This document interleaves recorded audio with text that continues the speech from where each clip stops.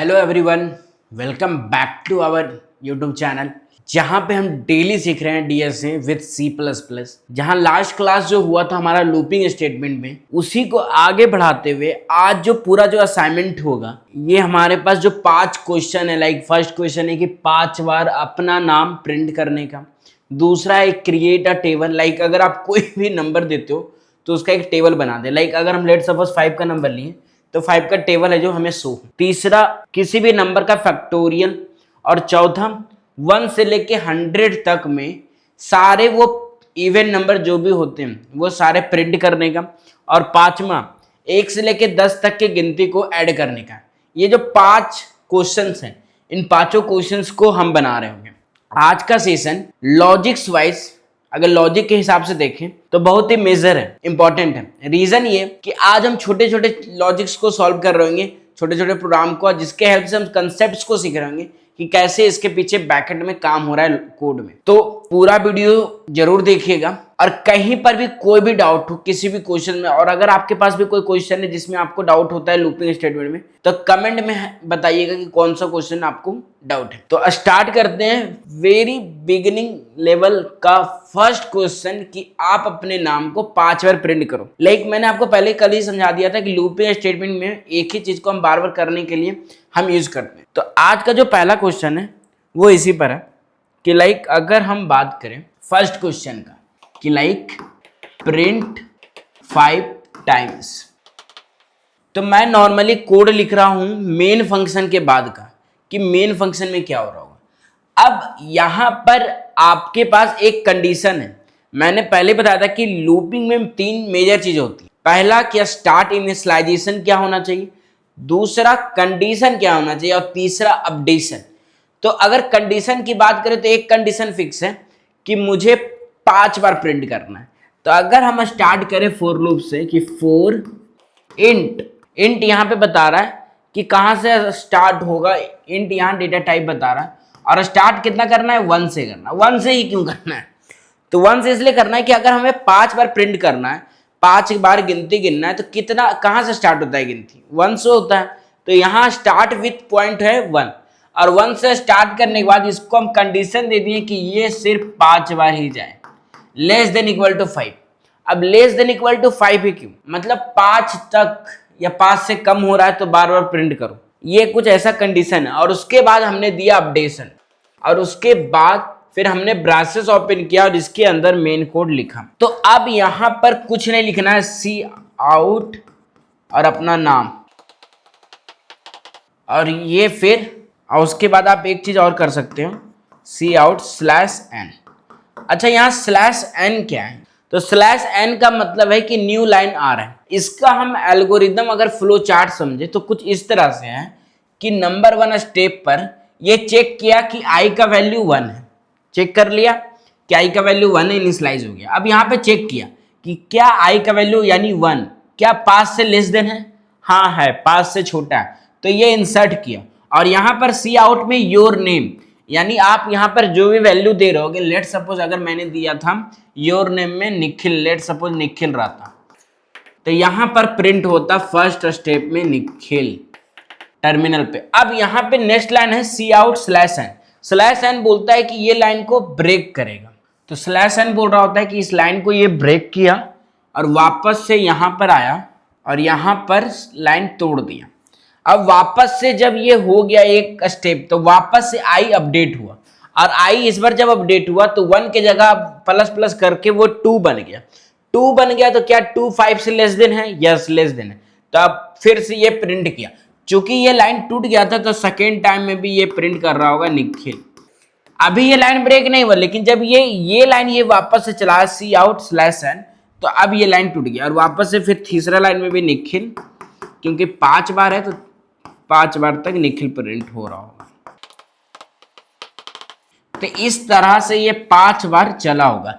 अब let suppose यहाँ i का वैल्यू अब 6 हो गया, तो क्या 6 5 से लेस देन है, नहीं है। क्या ग्रेटर देन या इक्वल टू है, नहीं है। तो ये कोड नहीं चल रहा होगा और आउटपुट आपका फाइनल आ रहा होगा 5 बार निखिल प्रिंट होके। और इस तरह से फर्स्ट क्वेश्चन आपका कंप्लीट हुआ कि जब भी आपके पास कोई ऐसा चीज को प्रिंट करना होता है मल्टीपल टाइम्स, तो you can use this logic कि ये कंडीशन लगाएं, अगर यहाँ 5 की जगह अगर 50 होता तो नॉर्मली आप यहाँ 50 लिख रहे होते और 50 बार ये प्रिंट हो रहा होता। तो ऐसा कुछ होता है। अब समझते हैं दूसरे क्वेश्चन। दूसरा क्वेश्चन था टेबल का। तो टेबल का लॉजिक सबसे पहले अगर बेसिक लेवल में बात करेंगे, टेबल का लॉजिक क्या? टेबल का लॉजिक है कि टेबल जब भी है जो हम किसी का भी बोलते हैं तो स्टार्टिंग किससे होता है? लाइक 2 1 जा 2, 2 2 जा 4, 2 3 जा 6, 2 4 जा 8, 2 5 जा 10, 2 6 जा 12, 2 7 जा 14, 2 8 जा 16, 2 9 जा 89, 2 10 जा 20। इट मीन्स कि अगर कोई वैल्यू आपके पास दिया हुआ है, यानी नंबर, यानी जो आपका यूजर का इनपुट नंबर है वो दिया हुआ है, तो उसको गुना कर दो 1 से लेके 10 तक, राइट? यही है लॉजिक। तो हम यही चीज को बनाते हैं, मतलब इनिशियलाइजेशन कहां से होगा? 1 से होगा। और टर्मिनेट करने का कंडीशन क्या है? 10 है। 10 ही क्यों है? क्योंकि मल्टीप्लिकेशन में हमारे पास रूल हो रहा होता है कि फाइनल जो होगा वो 10 तक ही जा रहा होगा, 10 तक इंटू करें। तो इसी लॉजिक के साथ हम कोड को समझते हैं कि कैसे कोड फ्लो कर रहा होगा। तो सबसे पहले मैं बार बार बोल रहा हूँ मेन फंक्शन के बाद में लिख रहा हूँ, तो सबसे पहले मैं ऐसा करता हूँ, एक वेरिएबल बना लेता हूँ इंट नंबर नाम का, डिक्लेयर कर दिया। अब यहां पर मैंने ऐसा किया सी आउट इंटर द नंबर, और यहां पे प्रिंट आउटपुट। अब इससे क्या हुआ? आपका टर्मिनल पे इंटर द नंबर नाम का शो होगा, जहां पर वो वैल्यू मांग रहा होगा। तो आप यहाँ पे इंसर्ट कर रहे होगे सीन लगा के नंबर। मेक श्योर कि यहाँ जो डिक्लेयर हुआ वेरिएबल वही चीज यहाँ पे होना चाहिए, और नंबर फिर इंसर्ट कर दिया। अब यहाँ पर यूजर जब अपना नंबर इंसर्ट किया तो नंबर में अब वो वैल्यू आ गया है जो यूजर अपना चाह रहा था। अब यहाँ पे लॉजिक आता है फॉर लूप का इनिशियलाइज मतलब स्टार्ट कहाँ से करना था हमें? 1 से। कहाँ तक टर्मिनेट करने का कंडीशन क्या है? जब तक 10 बार होना, और ये हो रहा है अपडेशन का पार्ट। अब आप खुद सोचो कि इसके अंदर अगर हम लगा दे सी आउट नंबर इनटू आई, और इसी के बाद जस्ट इसी के बाद हम एक चीज और लगा दें /n, और इसको फिर तोड़ दें। तो हुआ क्या? और इसको फिर बंद कर दें। तो एक बार नंबर अगर मान लो इंसर्ट करके आपने दिया 5, ठीक है, तो 5 का नंबर यहां पर आया, और यहां क्या किया कि 5 इंटू 1, आई का वैल्यू 1 था, 1 आया, 5 इंटू 1 कितना हुआ? 5 हुआ। तो प्रिंट सी आउट में कर गया 5। अब ये /n क्या है? /n वही लाइन तोड़ने का काम। तो ये लाइन टूट गया, वापस से आई अपडेट हुआ, 2 हुआ, नंबर 5 इंटू 2 कितना हुआ? 10। तो यहाँ पर 10 आया। अगर उसी तरह फिर 3 आया तो 15, फिर 20, फिर 25। तो इस तरह से 10 बार तक चलता, और लास्ट में 5 इंटू 10 इंटू 50 आता। और जब आई का वैल्यू 11 हो जाता तो वो 10 से बड़ा नहीं रहता, ग्रेटर देन नहीं रहता, लेस देन भी नहीं होता, इक्वल भी नहीं, तो वो ये कंडीशन फेल कर रहा होता और लूप के बाहर आ जाता, और ये आपका आउटपुट आ रहा होता 5 से लेके 50 तक। तो इस तरह से कुछ लॉजिक काम कर रहा होता है टेबल में, जहां पे नॉर्मल कुछ नहीं कर रहे होते, उस जो नंबर हमने यूजर को दिया है उसको हम आई के साथ गुना कर रहे होते हैं, और आई को अपडेट दे रहे होते हैं 10 तक, और इसके हेल्प से हम एक मल्टीप्लिकेशन का टेबल का आराम से फ्लो समझ रहे होते हैं। अब नेक्स्ट जो क्वेश्चन था वो क्वेश्चन था तीसरा, जो हमारे पास क्वेश्चन था वो था कि हम कैसे एक फैक्टोरियल निकाल रहे होते हैं। तो मैंने कल के क्लास में भी बताया था कि फैक्टोरियल का लॉजिक क्या है कि अगर n का फैक्टोरियल निकालना है तो n को तब तक घटाओ जब तक वो 1 के बराबर ना हो जाए। ऐसा ही होता है, और सबको गुना कर दो। लेट सपोज 5 का फैक्टोरियल निकालना है, तो 5 इंटू n-1, यानी 5 का 1 करेंगे माइनस तो 4, फिर इसको और n-2 तो 3, फिर इसको 2, फिर इसको 1। अब 1 आ गया तो ये टर्म रुक गया। तो ये एक लॉजिक है कि 1 तक ही जाना चाहिए, 1 तक इसको घटाना है। तो आज इस लॉजिक से, कल हमने पढ़ा था 1 से 5 तक पहुंचाना, आज हम पढ़ेंगे कि 5 से लेके 1 तक का टर्मिनेशन वाला कंडीशन पढ़ के इसको सॉल्व कर रहे होंगे। तो वही लॉजिक बना रहे होंगे, जहां पे सबसे पहले हम क्या करेंगे कि यूजर से इनपुट ले रहे होंगे। तो अगर लेट सपोज मैंने लिया इंट नम नाम का वेरिएबल बनाया, और सी आउट में इंटर नम नाम का वैल्यू को प्रिंट कराया, और यहां पर सी इनपुट करा के नम का वैल्यू यूजर से अपने कंप्यूटर में इनपुट करा दिया। अब यहां पर हुआ क्या कि नम नाम के वेरिएबल में जो यूजर ने इनपुट किया होगा वैल्यू, वो वैल्यू यहां आ गया। अब वैल्यू आ गया, लेट सपोज यूजर ने 10 दिया या 5 दिया, चलो हम 5 पर लेते हैं, 5 दिया। अब 5 का फैक्टोरियल निकालना है, तो लॉजिक क्या था कि 5 को तब तक गुना करो उसके घटाते हुए क्रम में, तब जब तक वो 1 ना हो जाए। तो लॉजिक, इसी लॉजिक्स पर हम काम कर रहे हो। तो 4, अब यहां पर आपके पास आ गया नम नाम का वेरिएबल।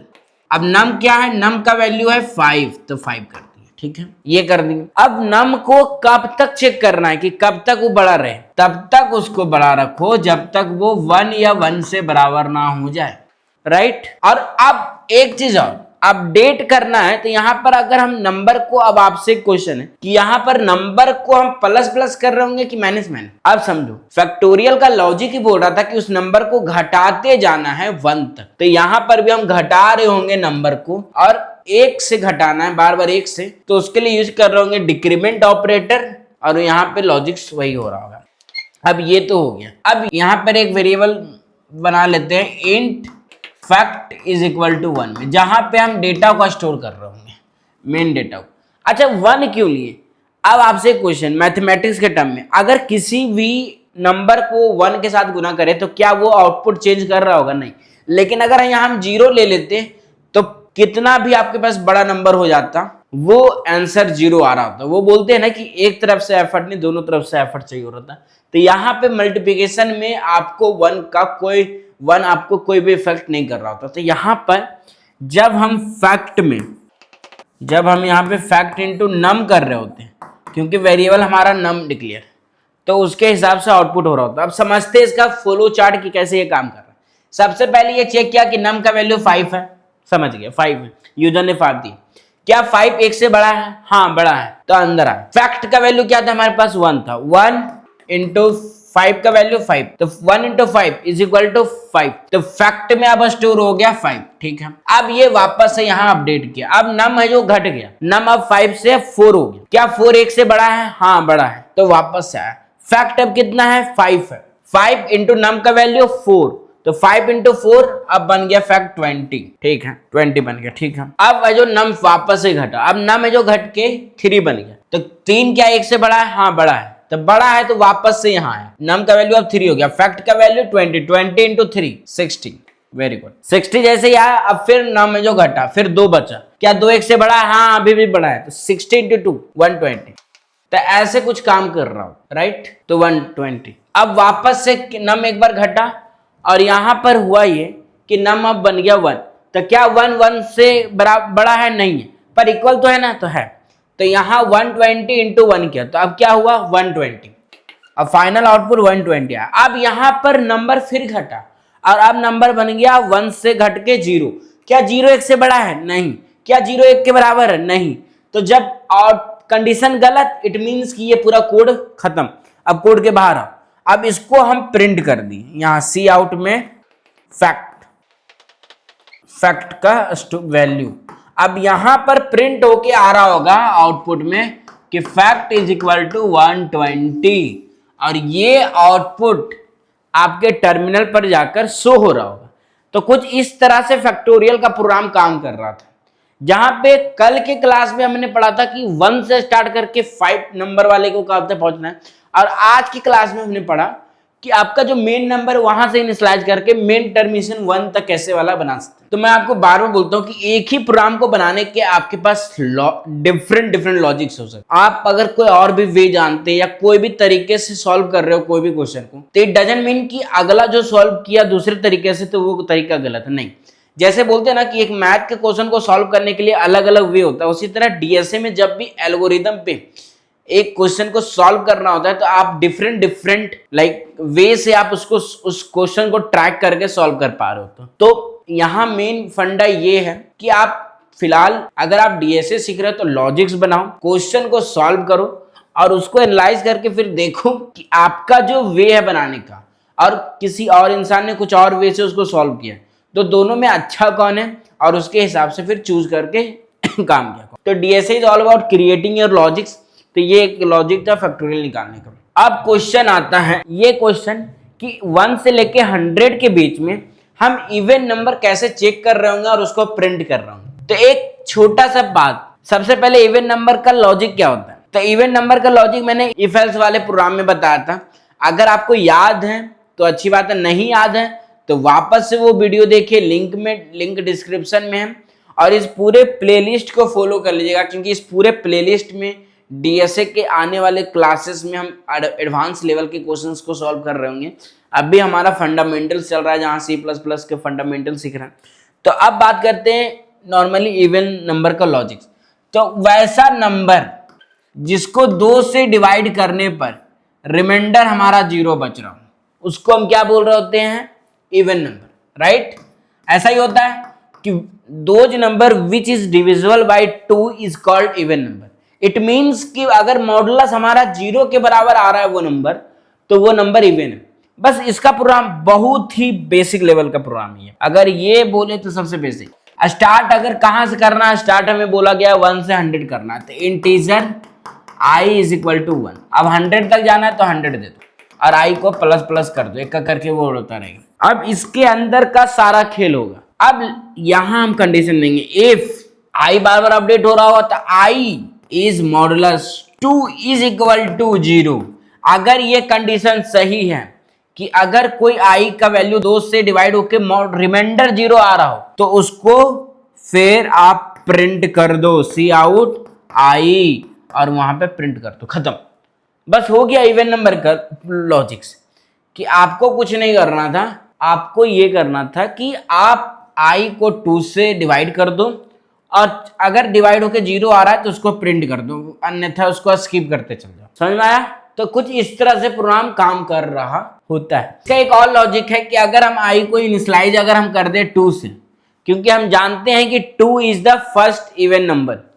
अगर बात करें 0 के बाद 1 से 200 के बीच में 2 स्टार्टिंग है, और यहां पर हम ये अंदर के लॉजिक्स को हम जानते हैं कि i का वैल्यू अगर 2 से स्टार्ट करते तो 2 जो फर्स्ट इवन नंबर होगा। और अंदर के लॉजिक में हम सिर्फ ये लिखें कि सी आउट i, और स्टिल अभी भी ये इवन नंबर हो जाएगा अगर हम यहाँ पे +2 कर देते हैं। क्योंकि हम ये भी तो जानते हैं कि इवन नंबर 2 से बढ़ते जाता है, जैसे में 2, 4, 8, 10, 12, 14, 16, 18, 20। तो यहाँ पे अगर हम +2 कर दे तो एक बार 2 से स्टार्ट हुआ तो 2 प्रिंट हुआ, फिर 2 ऐड कर रहा है तो 2 दूनी 4 प्रिंट, 4 तो 6 प्रिंट, 6 2 8 प्रिंट। तो ये 2 से बढ़ रहा है तो सिंपल सी बात है वो 2 से डिविजल भी हो रहा होगा। तो ये एक और भी लॉजिक है। देखो यहाँ पे इफ का काम भी नहीं हुआ और आपका इवन नंबर बन रहा है। तो ऐसे ही छोटे छोटे प्रोग्राम या ऐसे ही प्रोग्राम को अलग अलग वे से हम सॉल्व कर रहे होते हैं। तो ये हुआ उसका प्रोग्राम। अब एक लास्ट क्वेश्चन जो बचा हुआ था कि 1 से लेके 10 तक को कैसे ऐड करते, तो ये भी बड़ा सिंपल है कि अगर हम स्टार्ट करें वैल्यू को 1 से, जहां इंट i हम बाहर भी लिख सकते हैं, कोई इशू नहीं है, और i को हम चला दे 10 तक और i प्लस प्लस करते हैं, और यहां पर एक सम नाम का वेरिएबल बना ले 0 इंटीजर रखते हैं। अब यहाँ सम बराबर 0 क्यों लिखे, 1 क्यों नहीं लिखे? क्योंकि ऐड करने में 1 के साथ ऐड करेंगे तो वो इफेक्ट हो रहा होगा, लेकिन अगर 0 के साथ ऐड करते हैं तो कोई इशू नहीं हो रहा होता। तो इसका अगर सिंपल सा लॉजिक देखें तो वही फैक्टोरियल वाला लॉजिक की तरह है कि जहां सम इज इक्वल टू हम करते हैं सम प्लस i, वहां पर इंटू बार बार कर रहा था, यहाँ पे प्लस बार बार कर रहा होगा, और लास्ट में सी आउट करके हम सम को प्रिंट कर रहे होंगे, और सम का जो वैल्यू आ रहा होगा वो हमें यहाँ पे शो हो रहा होगा कि क्या वैल्यू आएगा। तो 1 और 2 3, 3 और 3 6, 6 और 4 10, 10 और 5 15, 15 और 6 21, 21 7 28, 28 और 9 37, 37 और 10 47। 1 से लेके अगर 10 तक को जोड़ने का काम करें, 10 9 19 8 27, 27 7 34, 6 40 45 और 49, 3 52, 2 54, 1 55। तो जो सम का वैल्यू हो रहा होगा टोटल, वो जो भी हो रहा होगा वो 55 प्रिंट हो रहा होगा। 3 3 6 4 10 15 6 21 7 28 28 8 36 9 45 10 55। तो ये 10 को ऐड करके हमारा फाइनल आउटपुट आ रहा होगा 55, और यहाँ पर प्रिंट हो रहा होगा। और यही सेम लॉजिक्स अगर हम इनटू में कर देते तो वो 10 का एक तरह से फैक्टोरियल निकल रहा होता। बट आपको वहां एक चीज ध्यान देना होता कि यहाँ पर फैक्टोरियल इज इक्वल टू 1, यानी या तो सम नाम का अगर वेरिएबल रखना है तो वेरिएबल रख सकते हो, लेकिन यहाँ 0 की जगह 1 लगाना होता है, और इस तरह से पूरा प्रोग्राम आपका बन जाता है। तो कुछ इस तरह के लॉजिक्स को ही क्लियर करना था। तो आज का जो पूरा सेशन है वो असाइनमेंट्स के क्वेश्चन पर था कि किस तरह से लूपिंग के हेल्प से हम बेसिक प्रोग्राम्स बना रहे होते हैं, बेसिक फंडामेंटल समझ रहे होते हैं, और कौन कौन से क्वेश्चन और कौन कौन से लूपिंग स्टेटमेंट से हम क्वेश्चन को ट्रैक और ट्रैप कर रहे होते हैं। तो ऐसे ही क्वेश्चंस आने वाले सेशन में हम कवर कर रहे होंगे विद अलग अलग डिफरेंट टॉपिक्स से। और नेक्स्ट का जो टॉपिक होगा वो होगा डेफिनेटली नेस्टेड लूप, जहाँ पे हम पैटर्न्स के प्रॉब्लम को सॉल्व कर रहे होंगे कि कैसे ये पैटर्न बनता है, कैसे वो पैटर्न बन रहा होता है प्रोग्राम। और ये जो पैटर्न वाले प्रोग्राम है वो कंपनी मैक्सिमम टाइम में जो पूछ रही होती है हमसे। और सो इस पूरे प्लेलिस्ट को फॉलो कर लीजिएगा, और अगर कंटेंट अच्छा लग रहा है तो लाइक कीजिएगा और बेल आइकन दबाना मत भूलिएगा, ताकि अगर कोई भी यूट्यूब पे नई वीडियोस आती है तो आप तक आराम से पहुंच सके। So take care and keep coding, and तब तक के लिए good bye, take care, bye.